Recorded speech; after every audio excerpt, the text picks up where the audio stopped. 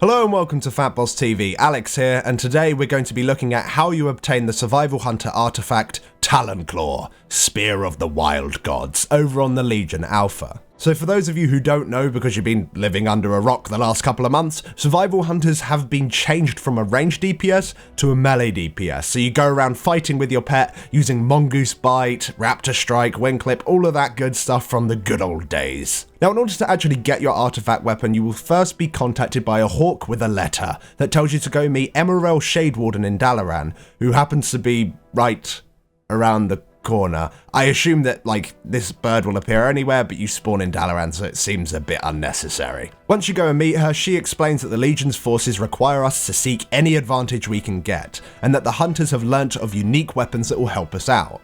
At this point, you are asked to select the artifact weapon you'd like to obtain.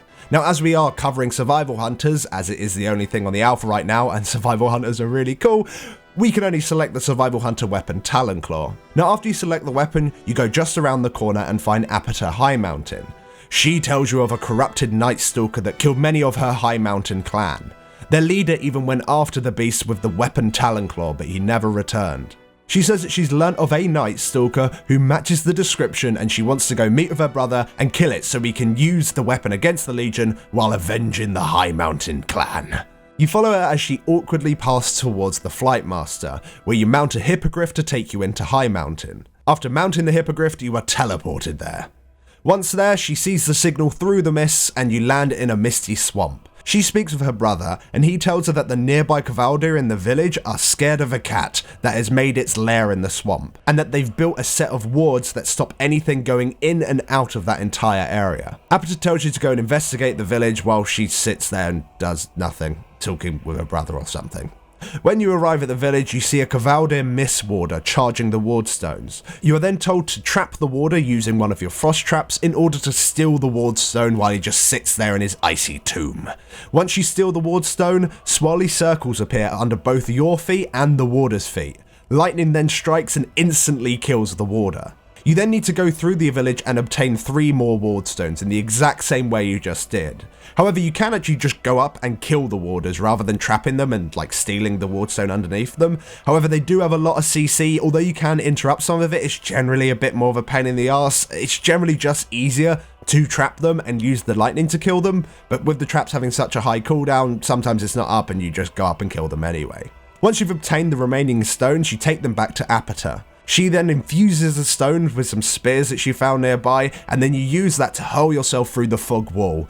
It didn't work entirely, as I kind of spazzed out the first time I went through it. I'm pretty sure it's because gnomes, gnomes kind of break everything. But we did get it the second try, so we got through in the end.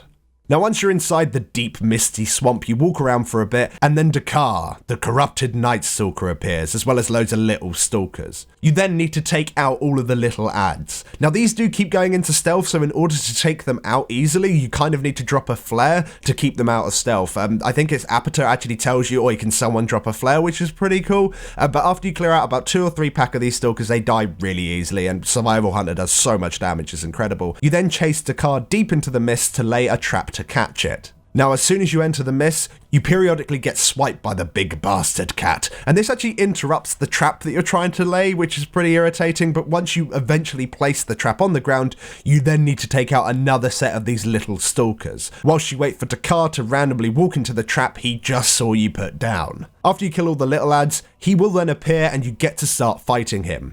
Very briefly, because as soon as he hits 75% health, he knocks all of you back and then leaps on Apata's brother and kills him. Sad times. He then also makes it so you cannot be healed above 75% max HP as he has poisoned you. Now after Apata very quickly gets over the death of her brother, she legs it over to another point where you need to place another big trap in order to trap Dakar again. Now after placing the trap and killing another wave of stalkers, he stands in the trap again, and you get to fight him. You get to fight him a little bit longer this time because you normally don't have as much burst, and you actually get to see that he periodically does go into stealth just like the little lad, so it's worth keeping a flare down to help you out with that. Now when you get him to 50%, he knocks you all back again and jumps on Apata this time, killing her.